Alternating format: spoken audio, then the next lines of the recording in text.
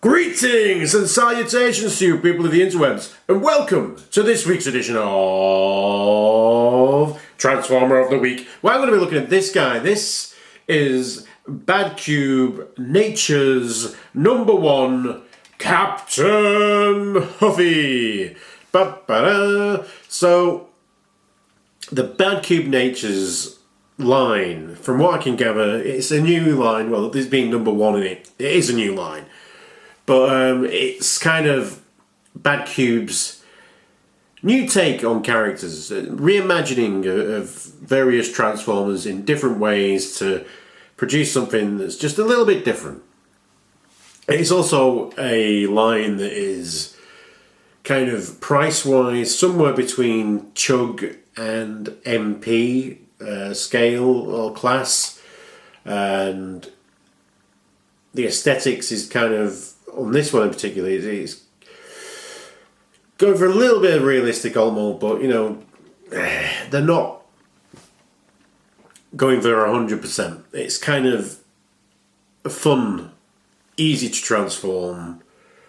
Yeah, fun and easy to transform. I think that's the kind of design intent with this line, is to have something that's mid-budget, that's fun and easy to transform, but also has, you know, points of dynamic articulation and all that type of stuff that we enjoy as collectors and fans. This is a question that might be asked throughout this, really, is if you're a fan of Transformers, the Transformers, or a fan of transforming robot toys. And this is going to appeal to more people who are fans of transforming robot toys than the Transformers. But anyway, yeah, it is this black truck.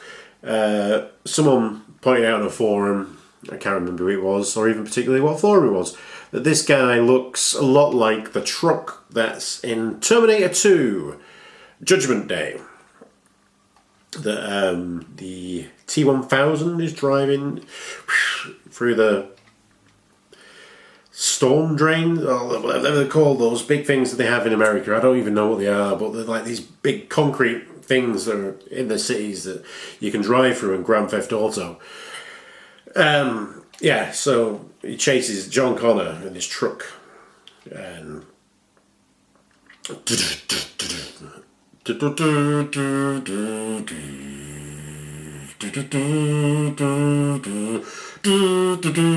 this is his Judgment Day.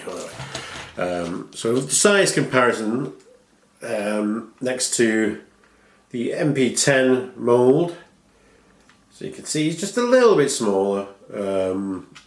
He's got some more stuff going on. Oh, shiny chrome, look at that shiny chrome. I like the chrome on this guy. I like the paint. It's just really it's just there. It's just there, and it's clean. You know, front and back. A little bit on the back there. But yeah, the paint is just there, clean, well applied. Yeah. It does have a trailer hitch there, so if you had a trailer for MP Prime, he can also use it. This guy did come with a trailer, but I sold it. But there you go. If you're so inclined to put a trailer on him, you can do. He's got some nice silver bits here. Got these smokestacks, so you know he rolls all right. There's some stuff underneath him. And the smokestacks are on like a 180 degree swivel, so you can have them back here if you want. Give them some extra jet power, or if you want to kind of mask it up, kind of get stuck there at the windscreens, but you can just finagle it past that. But so you can have some cannons going on.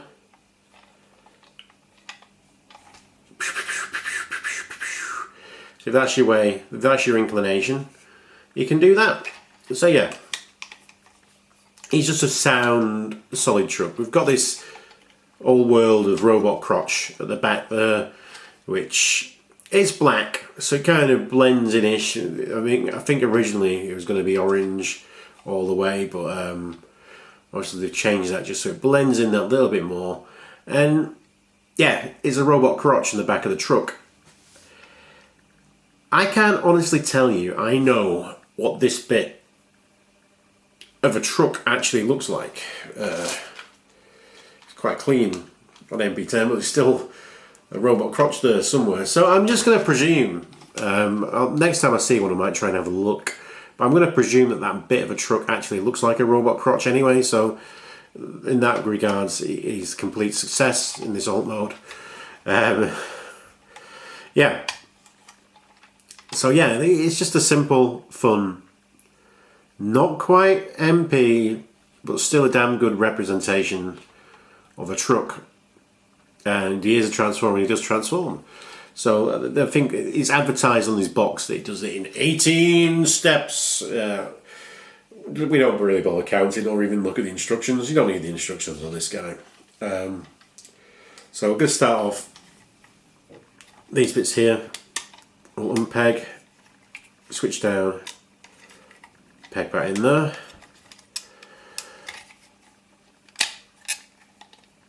Peg in there. These bits unpeg there.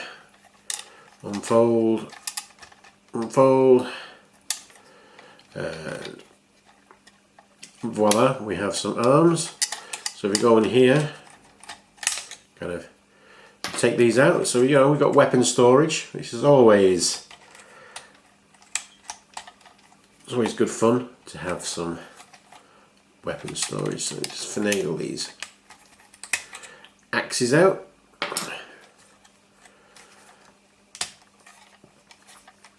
Peg those bits there. This truck part here, you want to take half of it, just whoop, remove that like so. That comes back here. You can also take a moment to split that in half and split these in half. So we'll clean these. These are going to be the legs. We'll clean those up in a bit. So we take this, fold that out. Take that, fold that out, fold that round, there we have a head. That clicks into place. Fold these down.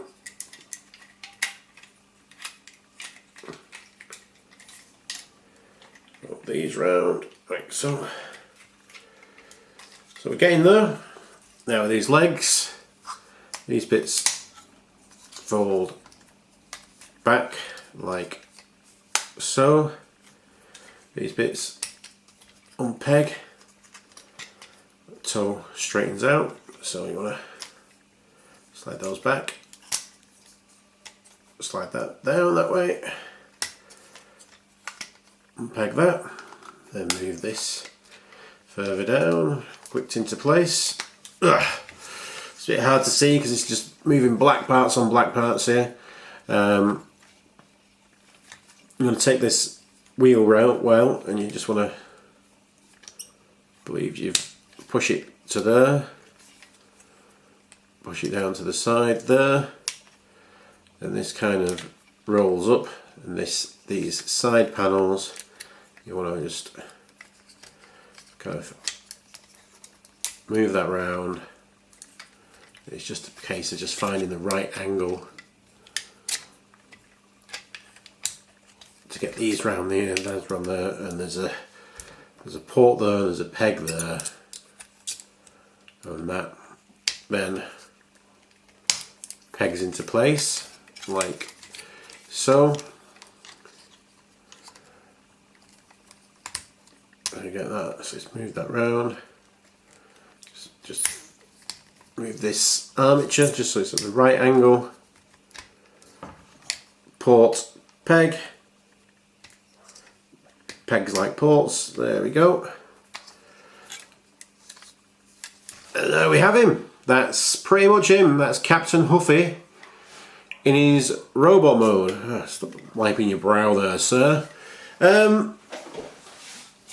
Yeah, initially, I was just going out of the box and he's a bit bland. He's a bit bland. That chest is...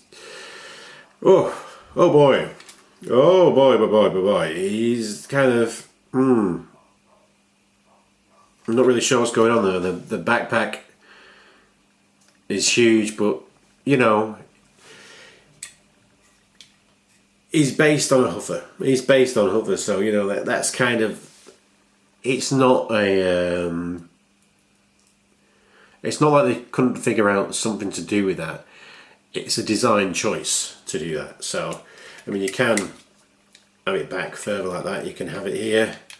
I believe one of the configurations is just to have it like so. That's even worse, but I think that's one of the design intents for it. Or if you want to go full G1 Huffer, and this is on a tight ratchet, so it sounds a bit scary. If you want to go full G1 Huffer, you can have it like that and form his canopy. But yeah, it's just got several different angles you can wear this at.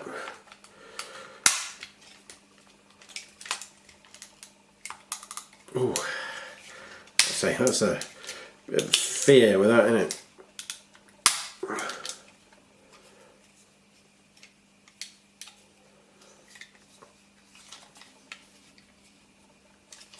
Let's see. Let's roll.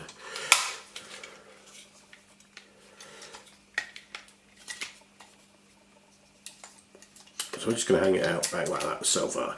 Right. Yeah. So his head sculpts, I kind of like it, but you know, again, I think we could have done a bit more sculpt work on his helmet and stuff like that. But yeah, he's got character. He's got character. It is on a ball peg. So so it can go side to side there. You can't really look down because of how it's sculpted, but you can look up. And he's not really got enough clearance there to go, you know, do the side to side thing either. But you know, it's there. The arms are quite curious. They're on these butterfly hinges here that can really break up the sculpt of it. But you know, it's squeaky as well now. But yeah, if you have them back here or anywhere you want, and then he's got a ball peg there, so he's got, you know, plenty of movement on that. He's got a bicep swivel here. We're doing it the wrong way around here, so swivel that round. And double jointed elbow. A double jointed elbow there. He's got a wrist swivel. There is that joint there, so you can hinge that up should you want it. And he's got mitten hands. His hands are quite curious because there's no other waffling on this figure at all, but they've put it, I don't know if you can make that out, they've put it on his fingers there. His hands, there's quite a bit of waffling, which just really sticks out when, like, you know, on his legs or his arms or anything like that. There's none of that going on. So yeah, he's also got his stacks there, so they can go like that for some underarm thingy, or they can go all the way up there. So you know, it's preference. So yeah, he's got these weird sticky out bits. Got a waist swivel, it's quite tight. It does transform there, so I mean, if you wanted to use that as an ab crunch, it doesn't really, it's not ratcheted or anything like that, it's not going to stay in place, but it does have a bend there. It's got some universal joints here at the hips, so a thigh rotation. It's got a nice ratcheted knee there. There is a double joint in there, but because of these big old calves, he doesn't really get any use out of the double joint, but he's got some big old calves, and he's got ball joints at his ankle, which honestly could do with a little bit of polish, but you know, they're there. So he's got that, and a little bend at the toe. So you know, like I say, he's packed with articulation. There's bits of paint and bits of detail. It's like I've got details on his, on his abdomen and his flanks here, but nothing on that chest. It's like that chest, like it needs a sticker. But what sticker? I mean, it's not a big old faction logo. I think really, I reckon it'd be cool to have like some kind of eagle or thunderbird on there. To be honest with you, looking metal as shit. Yeah, there's nice details in here that could have done with being picked out with a bit of paint. But yeah, he's got this figure is something that it comes out of the bag, the box, the bag. It doesn't come in a bag, and I was initially, he's all right. He's just a bit bland, but the more I play with it, the more I just have a play around and mess about, the more I kind of just start to like him. He's got some charm to him. You know what I mean? It's he's not going to be everyone's cup of tea, and you need to really be on board with what the line is trying to do of putting this mid-range. Somewhere betwixt Chug and MP, that's where this guy lands, and if that's what you're on board with, because I mean he's not, compared to other third-party figures, he's not expensive. He's on the cheaper side. I've paid more for Legend, third-party Legend figures than I've paid for this guy, and he's a big guy. And he's got axes. Let's talk about his axes. So he's got a poster, a little head slot. These are mirrored, so you can only really wield this one in this hand and this one in that hand because of where the slots are. But yeah, they fit in fine. So he can be Captain Huffy, can be your axe man. He doesn't look like a good axe on a transformer. So yeah, he's got two hand axes, which I find is just quite cool. Like I say, adds to the charm of this guy. It's just, it looks just chunky. Look at that. That is just a. People will get pissed off with that, but I don't. It's the way it's designed. That's the way it's designed. It's not a, oh no, he's got a big back. It's not a figure that, that's based on the character that doesn't have a big backpack. It's a figure that based on the character that does have that kind of bit of chunk there, and they've put it there, and it adds to his silhouette, and it gives him that little bit of character. If that just had all folded into his hollow back or something like that, the character just wouldn't have anywhere near the amount of charm that he does.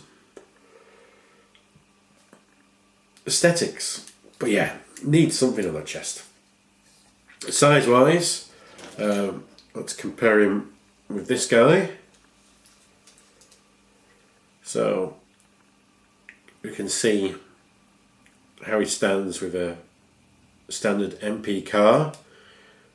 I like it, and then I think I'm going to put these together because this is so G2. The black and the big orange. It's like if Huffer had made it to G2, there was an extreme G2 version of Huffer. I think this would be it. And Captain Huffy kind of goes in that stand. Obviously, he's not got anywhere near the amount of, sculpt work and engineering and stuff that the MP Sideswipe does. So it's kind of, do they fit together? Because, this isn't an MP figure. It's not an MP figure. It's somewhere betwixt. This is the designer's intent. Somewhere between Chug and Masterpiece, delivering a simple transformation, a fun figure at a mid price point. And Badcube have succeeded in that. It's not it's nowhere near an essential figure. And the people who want to just recreate Generation 1 or recreate Transformers and like to buy a figure to flip it between robot and vehicle mode a couple of times and then put it on a shelf and kind of just look at it. This isn't for that. This guy needs to be played with and have fun with, and so it really depends on what you are looking at for a transformer. Are you looking for the Transformers, or are you looking at transforming robot toys? And this scratches an itch at a transforming robot toy that's fun, has aesthetics. It does have its bad sides. Like I say, it's just a little bit too bland in places. Maybe some stickers and so forth will cheer that up. But you know, that's kind of Badcube relying on other companies to sort out what they haven't, just so they can keep it at that price point. It needs to be. It needs to be at that price point. It's not worth, you know, MP car money. It is exactly where it should be, and it fits exactly where it wants to be. It's just whether that fits with what you want in your collection. But he's fun, and he's got charm, and he'll grow on you. And that's why he's this week's Transformer of the Week. Maybe you can join me next week. You know, you can like, comment, and subscribe. There will be more Transformers. There will be more weeks. But until then, be excellent to each other. Party on, dudes. And because we deserve it, let's fist bump, shall we? Fisto! Fisto!